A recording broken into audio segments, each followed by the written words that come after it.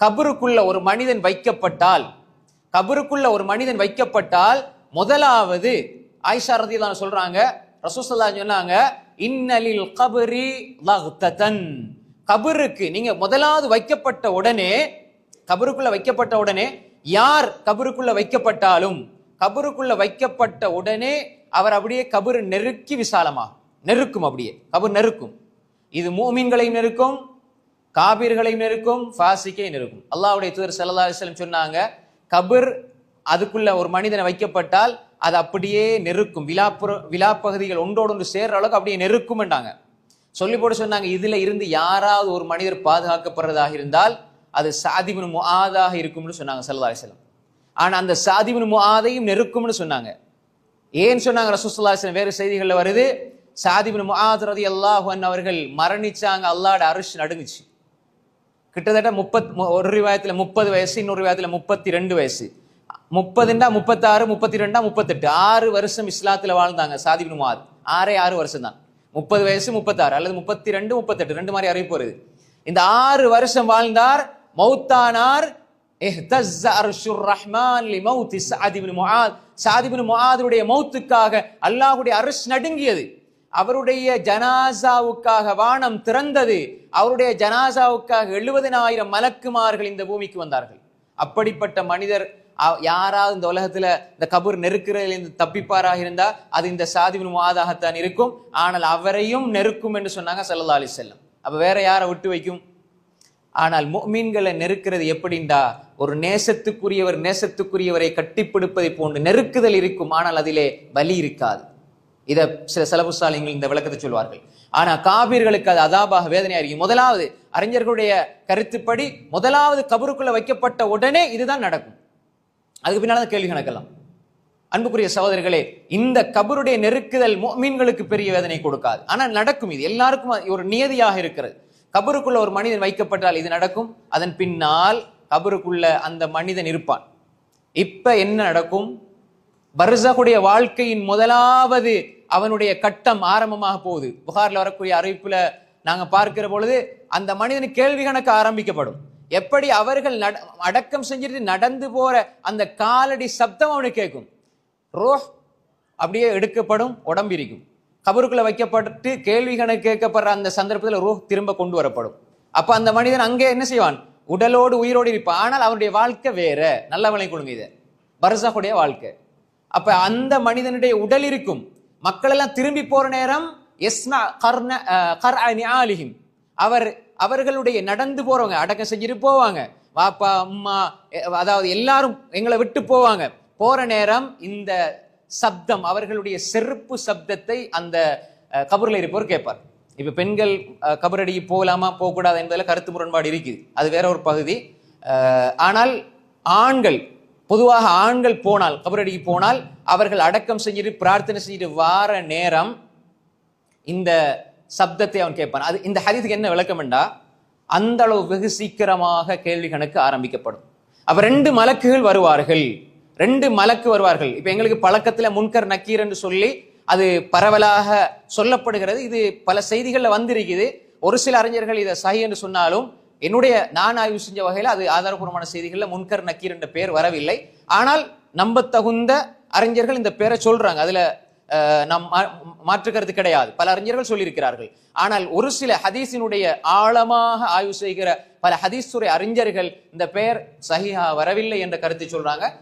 அந்த நிலைப்பாடு தான் என்னுடைய நிலைப்பாடு. ஆனால் முன்கர் நக்கீரன் சொல்லப்படுது என்றால் அதற்கும் ஒரு வஜி இருக்கிறது, அதையும் எடுத்துக்கொள்ளலாம் என்பதை ஒரு சில அறிஞர்கள் சொல்கிறார்கள். அப்ப 2 மலக்குகள் வருவார்கள்.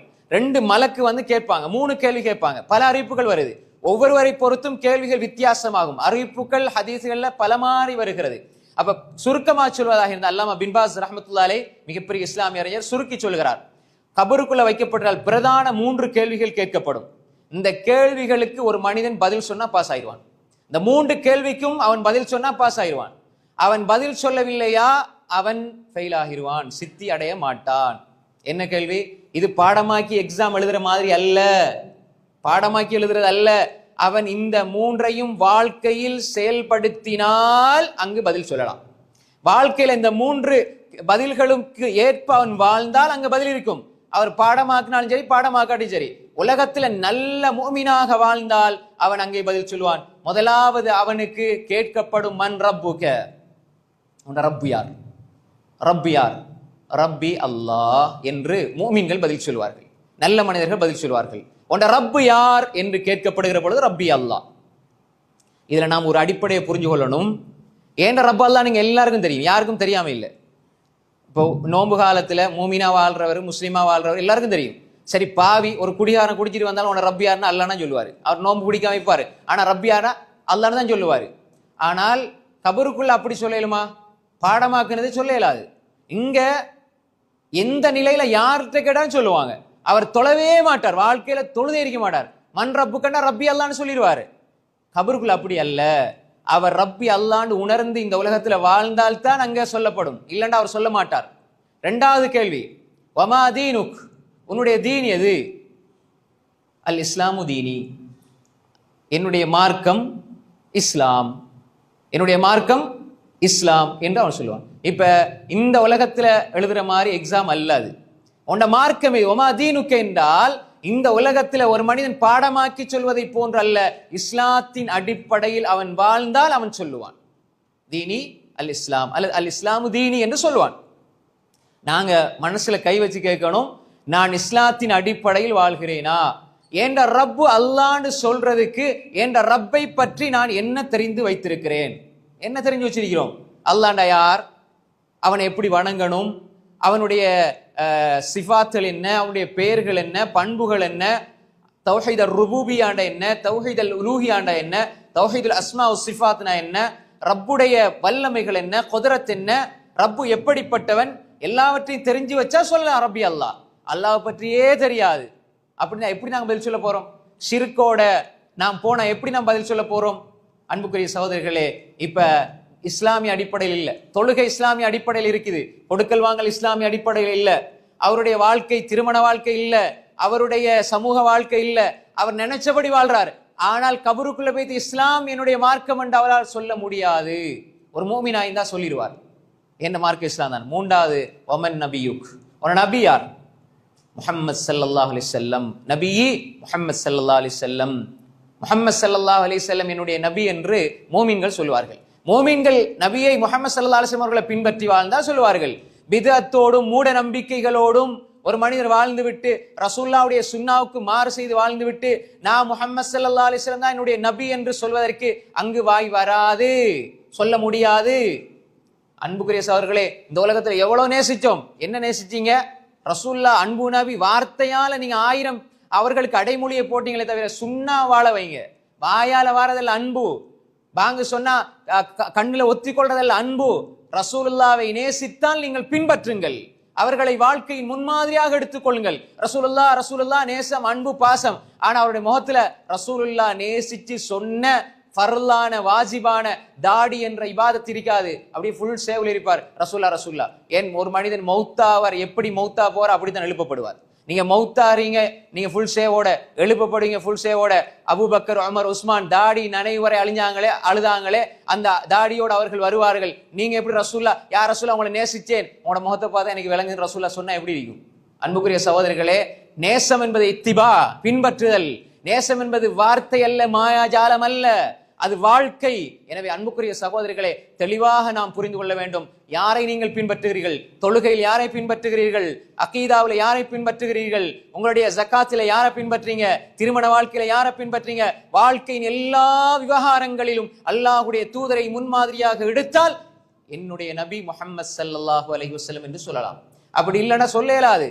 நீ ஷிர்கோட, பிதஅத்தோட, மூட நம்பிக்கையோட, வழிகேடுகளோட, இபாதத்தை இல்லாம அனாச்சாரங்களோட, அட்டூழியங்களோட, போலியான வழிபாடுகளோட சென்றால் அங்கு அந்த கேள்விக்கு நீ உன்னால் பதில் சொல்ல முடியாது.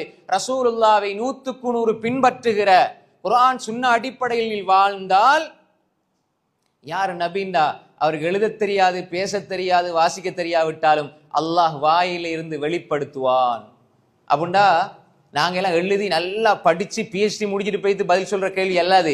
வாழ்க்கையில ஒன்றுமே தெரியாது, ஆனாவும் தெரியாது, ஆவன்னாவும் தெரியாது, ஆனா எனக்கு குர்ஆன் தெரியும்.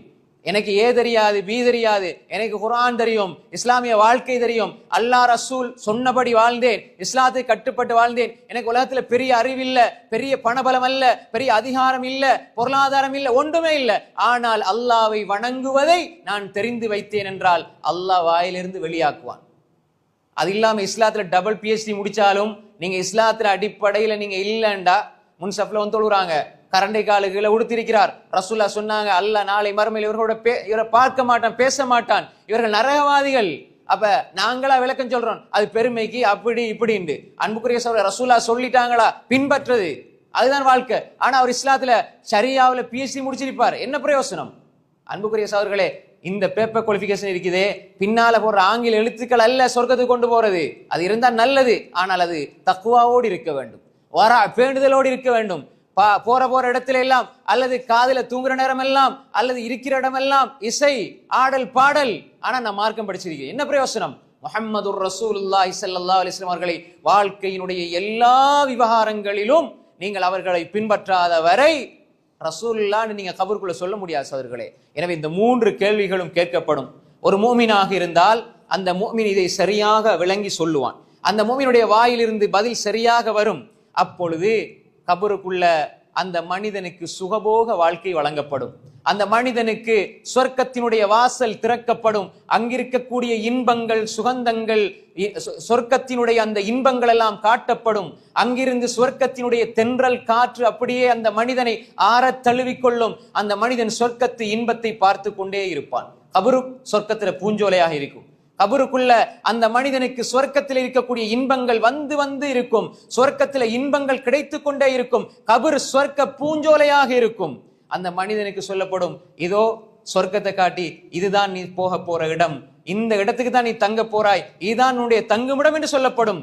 நரகத்தையும் காட்டப்பட்டு அல்லாஹ் உன்னை பாதுகாத்தான், இதுல இருந்து நீ தப்பிக்கொண்டாய் என்று நரகத்தை காட்டினால், நரகத்தை காட்டினோடனே அவன் எப்படி இருக்கும் அந்த மனிதனுக்கு? நரகம் காட்டப்படும், காட்டப்பட்டு சொல்லப்படும், இதிலிருந்து அல்லாஹ் உன்னை பாதுகாத்துட்டான், நீ தங்குற இடம் சொர்க்கம் என்று. சொர்க்கத்தினுடைய வாசல்கள் திறக்கப்படும், சொர்க்கத்தினுடைய இன்பங்கள் கிடைத்து கொண்டே இருக்கும். அந்த மனிதன் சொர்க்கத்தினுடைய இன்பங்களை கபருக்குள்ளே அனுபவித்துக் கொண்டே இருப்பான்.